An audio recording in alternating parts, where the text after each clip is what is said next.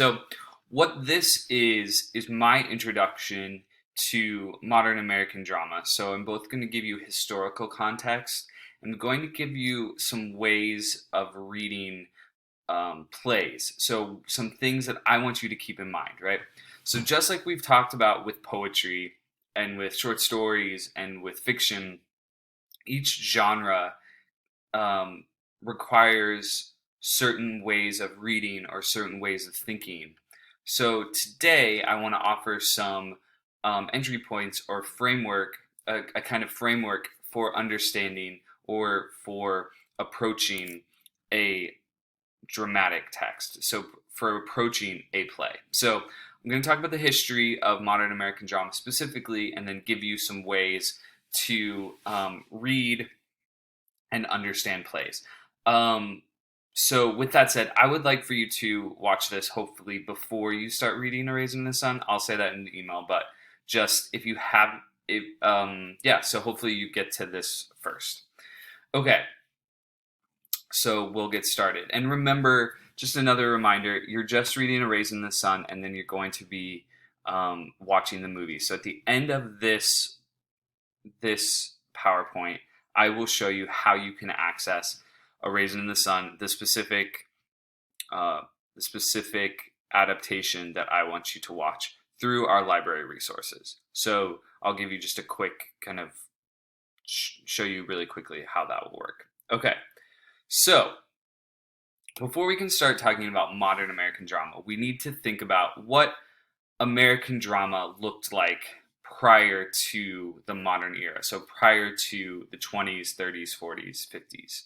Um, so what was American drama like? Well, first of all, so we're thinking kind of colonial era up to World War One. So a wide swath of time in the American culture.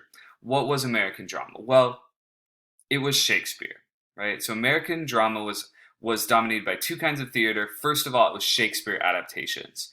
So so kind of this was a British import. So a lot of the early American drama was actually imported or kind of taken from British traditions. So one of those, of course, is the Shakespeare tradition. How were these staged? Well, they were staged in a very over the top way. You can see in the pictures that I have here how kind of melodramatic and over the top the stagings were, the costuming. Even I think you see this person's face. Most likely, the performances were also this kind of over the top thing. So Shakespeare was very much a part of the popular culture, and uh, it's interesting because it's also became a part of the kind of the consumer or commercial culture. So Shakespeare was used to sell bicycles, for example, right in the 19th century. So Shakespeare plays were really popular, and they were staged in a very over the top way. So that's one branch of early American drama. Well, in a similar fashion, the other branch is melodrama. So, what is melodrama? Well, it's over the top um, performances. So, I would say, like, think about early, maybe silent films that you've seen have a kind of melodramatic flair to them. So, these are the kind of stories where somebody's tied to the train track and there's this very over the top villain who has a mustache, and it's clear he's the villain. Um, and the hero must save her, and people are even like their costuming's even like very clearly saying who is good and who is bad. So you can see the pictures here. Some of the there's very melodramatic situations in terms of over the top or outside of kind of real experience. It's also very kind of black and white morally. So there's this very kind of dichotomy between good and evil in these type of plays in the melodrama tradition. So there's the bad guy who represents kind of all of the vices and all of the evil, and then there's the good guy who represents kind of goodness, purity.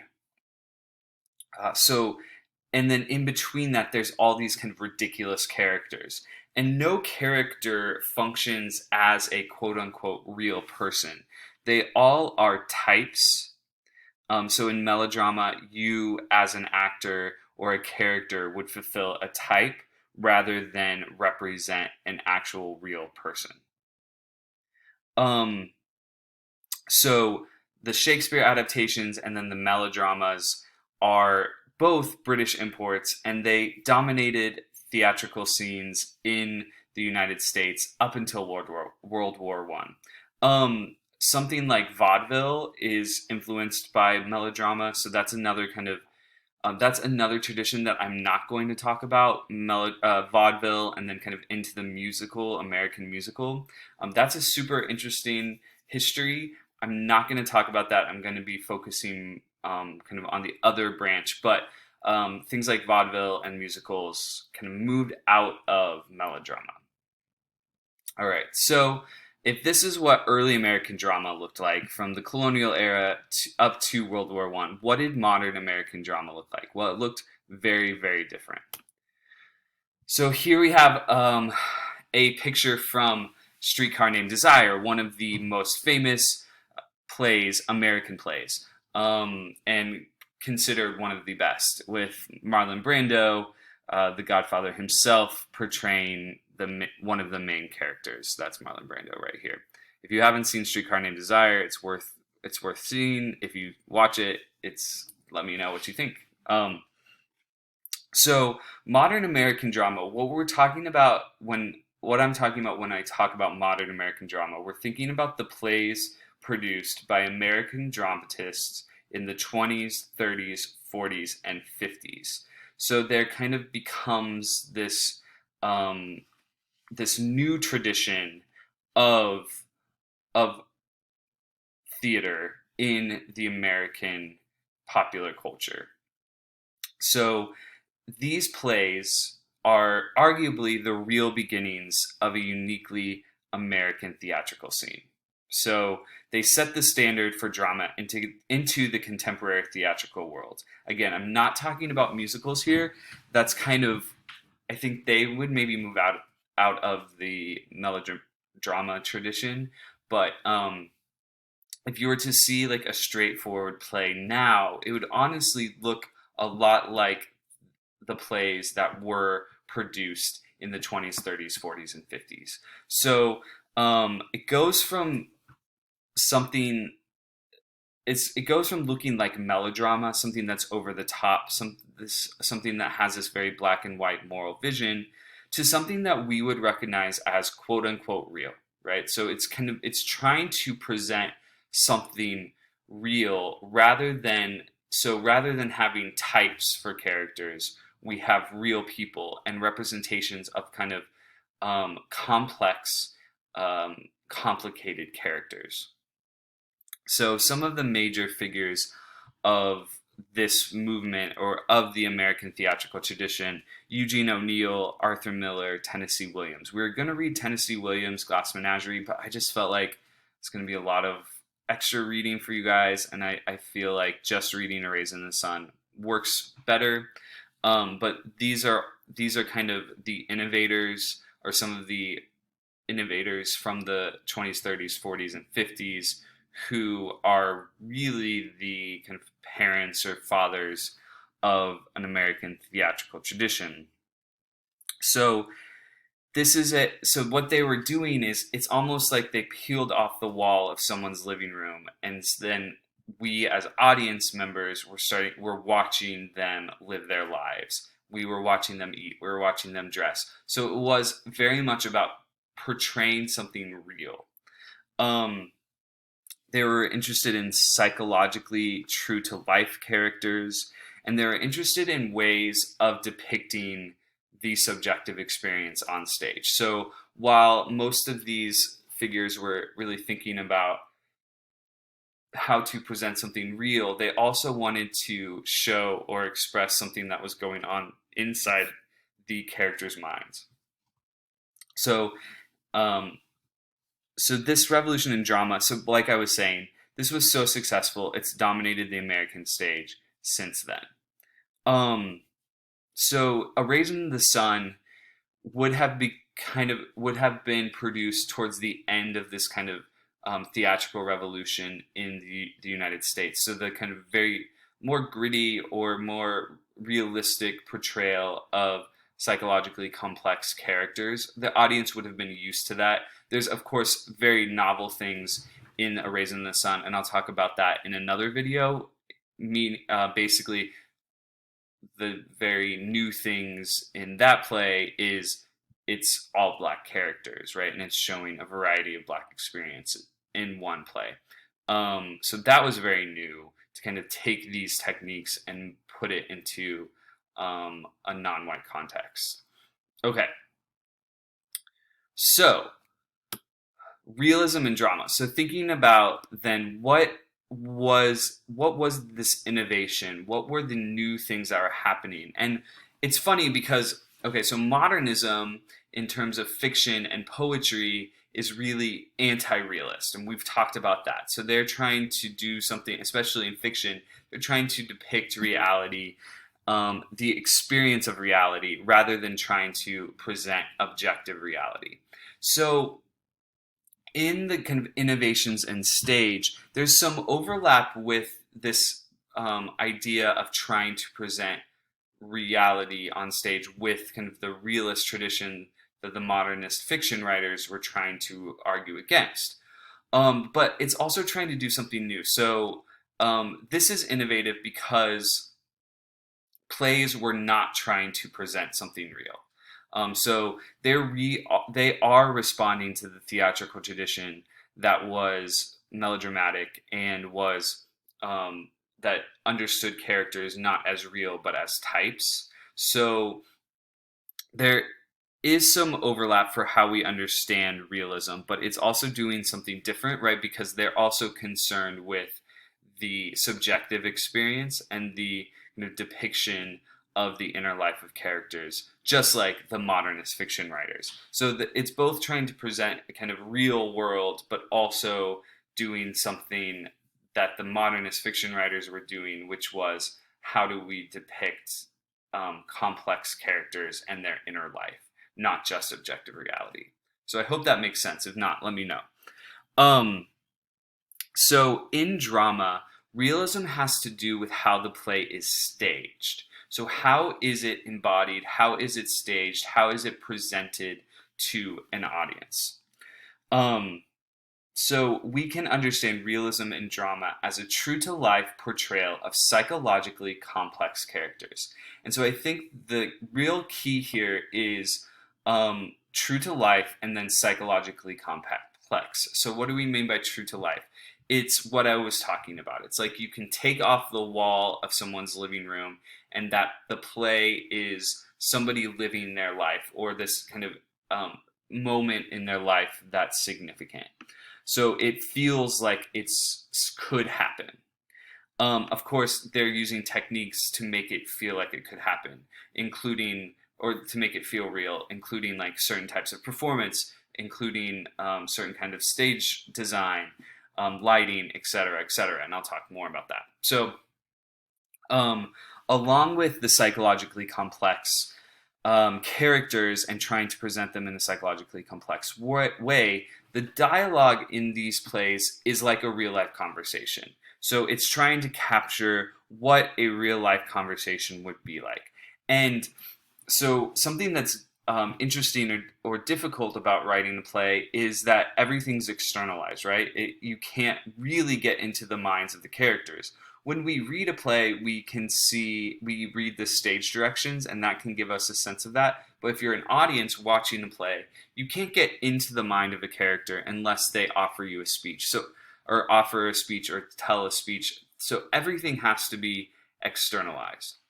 So in the dialogue, in the way we talk, right, there's a lot of subtext. There's a lot of things happening underneath the surface anytime we have a conversation with somebody. There's a lot of movement, right? There's a lot of body language. There's a lot of facial expression that expresses meaning beyond just the words that we say. So the dialogue in like A Raisin in the Sun, so the things that you read, right, there's something underneath that. There's a lot of subtext. So the writers of these kinds of plays were really concerned with capturing that type of subtext and recognizing that conversations aren't just on the surface but kind of contain all of this subtext. So that's one thing that they strove for in their dialogue. Okay, so thinking about staging and sets. So sets changed quite a bit during this time, and they look like I keep saying, they look like an actual house. They look like an actual living room, actual places that the audience would have been in or moving in and out of. Um, so they look like actual spaces in modern life. And instead of having, props that were fake, they had a real apple that somebody would bite into. They had a real kind of bottle somebody would drink out of. Right? So the reality of the things on stage, of the set itself, it looks real. Um, And then another kind of innovation in realism and drama is the turn toward working or middle class figures. So they're looking at blue collar environments. Most of the time in theater, up until really the rise of realism in world drama and in American drama. Um, for example, in Shakespeare, the main characters are people in power. They're kings and queens.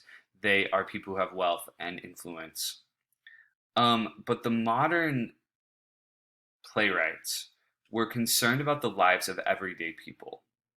So when you read a play like A Raisin in the Sun, it is a drama of the American family, specifically the African American family, and the drama of kind of the middle class or the lower middle class striving for the American dream.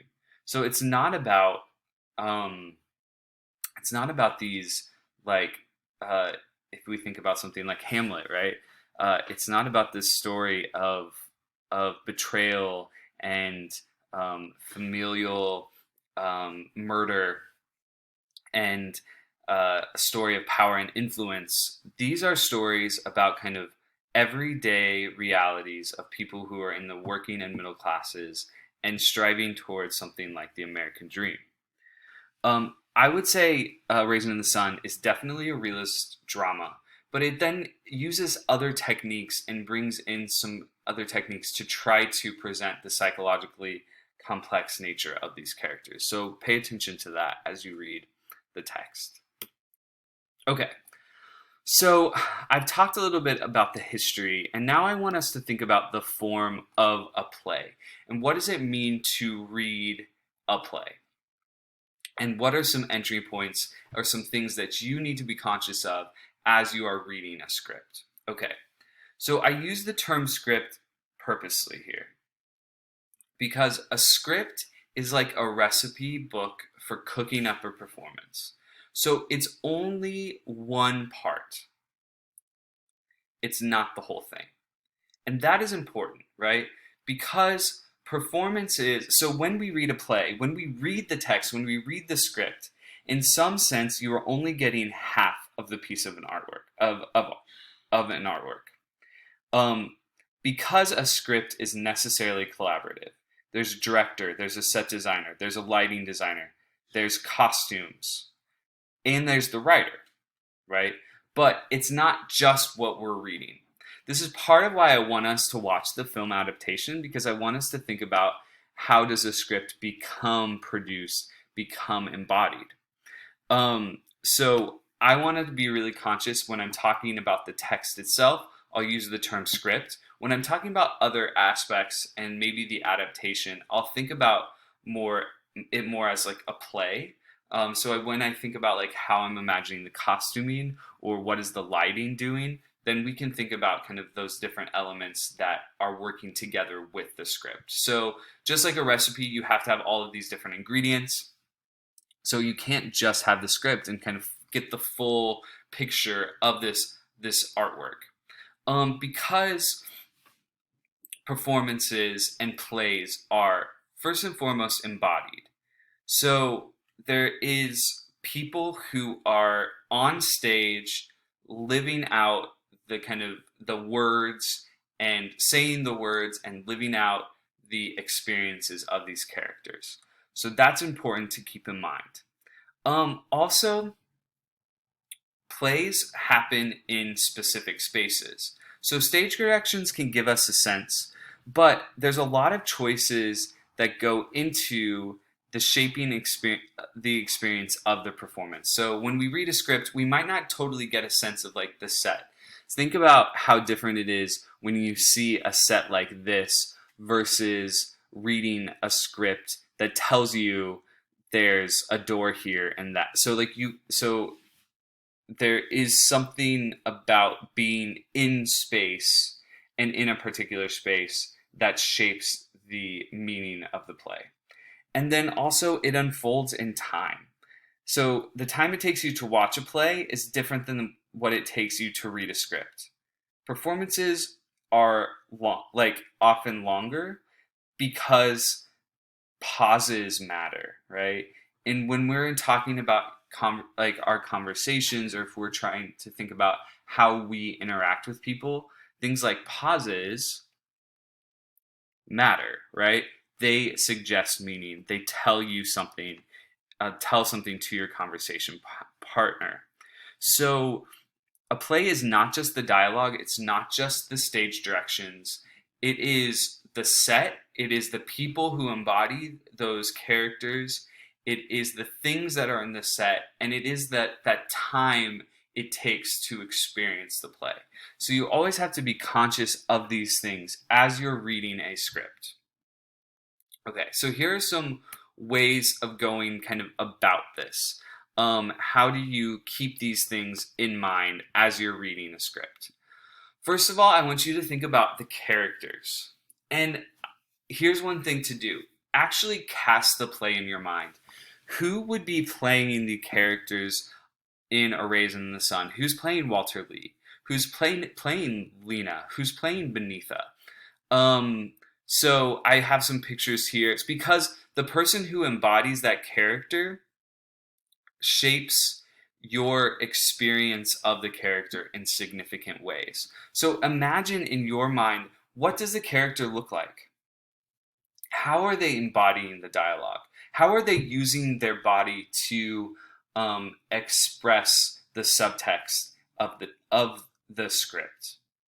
Okay, so this matters because the person who embodies the character shapes your experience of the character. So I have here two different actors who have played Walter Lee in A Raisin in the Sun. We have Sidney Poitier, who is the original Walter Lee on stage and in screen. So that's who you'll be watching. Then we have, yes, this is Sean Combs, P. Diddy, who played Walter Lee younger, right? They're going to have different styles. Even their body shape looks different. Some other people who have played Walter Lee, Denzel Washington, and he played him most recently, which is interesting because Walter Lee is supposed to be younger. And so that's weird to me to think about Denzel Washington, who is a little bit older, playing this character. Sometimes, so like you can think about an actor, you can think about friend, you can just create something in your mind for who is embodying this character. One person I think of when I read this play is Michael B. Jordan. Seems like he'd be a really good Walter Lee. So another strategy to kind of keep character in mind as you move through the play and keep in mind how the character is embodied is the adjective game. So at the beginning, anytime a character is introduced, just write in your script an adjective or two that you would use to describe them. And then do that in the middle of the play and then at the end of the play. So think about how they are presented as real people. How do they develop? How do they change? How do you experience the character? So kind of gut reaction, and then how does that change over time? Okay, so character and thinking about the embodiment of the character in the play through specific actors. Okay, think about action and physical movement. This is important, right? We're thinking about play as embodied and in a specific space and in a specific time. So always be asking yourself, what are the characters doing physically? Do you imagine them using their hands in a certain way? Um, do you imagine their facial expressions doing something? Where do you imagine them on set? Right? Where are they? How close are they? What kind of physical touch does the script suggest? So you need to add these things as you're reading. Um, physical arrangements Physical movement expresses traits, so expresses something about who the character is and ways of thinking. Physical arrangements express relationships and power dynamics. Look at this picture here. So this is again Marlon Brando and just not Jessica Tandy, but I forget who plays Blanche in A Streetcar Named Desire. Think about this physical act that this character, who is called Stanley, what does this suggest? What does this tell us about him? What does this tell us about their relationship? What does this tell us about her? Like the way her eyes are looking is really interesting. But there's a clear kind of sense of power dynamics here. There's a clear sense of who he is as a character. There's a clear sense of who she is, right? Also, when we're thinking about physicality, you can think about costumes.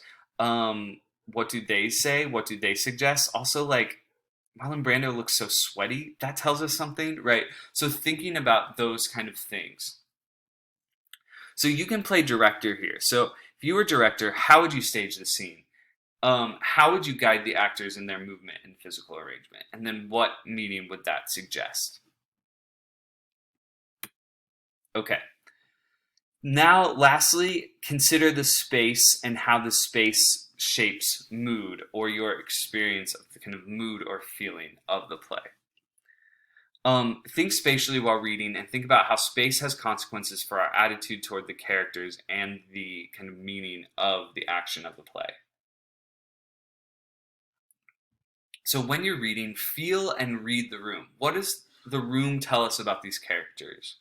Do the stage directions shape this experience? So in A Raisin in the Sun, there's actually quite a few stage directions telling us about what does this space look like, and then that matters. So you want to be thinking about the relationship between space, action, characters, and mood. So what do these choices in embodiment suggest about, what feeling do they give you as a viewer?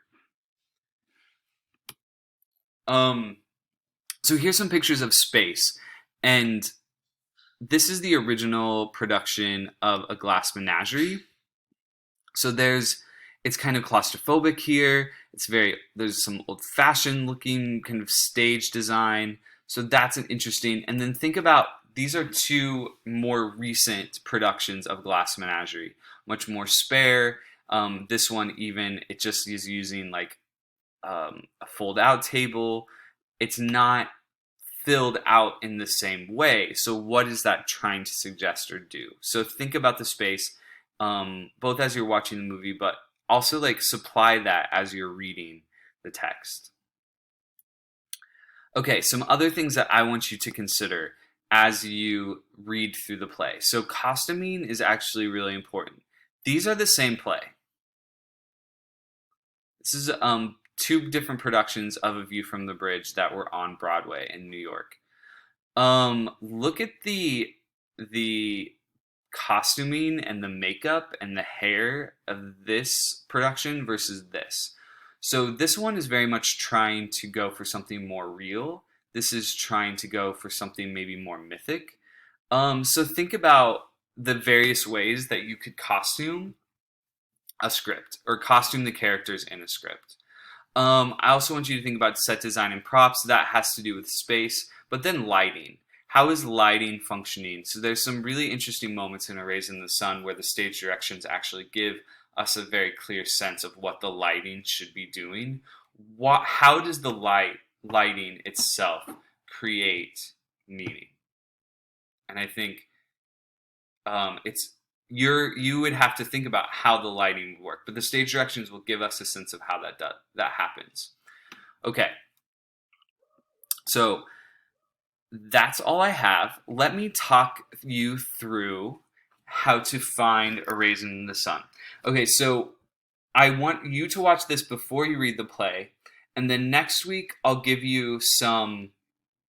I'll come back with another video. I decided not to do the Lorraine Hansberry because I didn't want to give you too much. I kind of want you to enter the text and enter the script without having a ton of questions in your mind. But next week, probably Tuesday or Wednesday, I'll come have another video that gives some cultural context for the play for Hansberry and some entry points to think about, maybe some important scenes. And then I want you to watch the movie.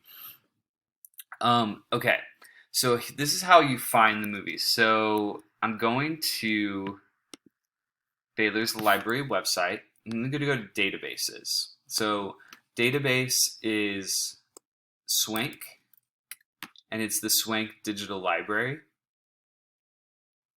or Digital Campus. And it'll ask you to sign in.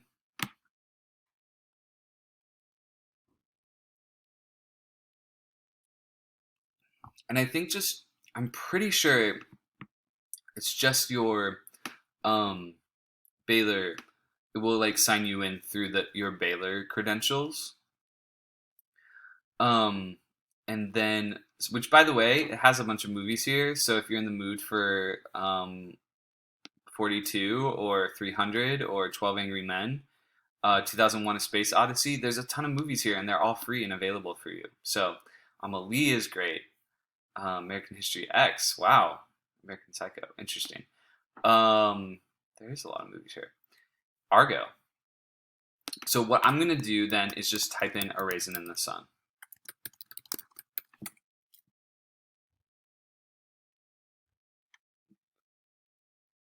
And what I want you to watch this version. So this is the film adaptation from 1961, so just a few years after the original stage production, and you can watch it here.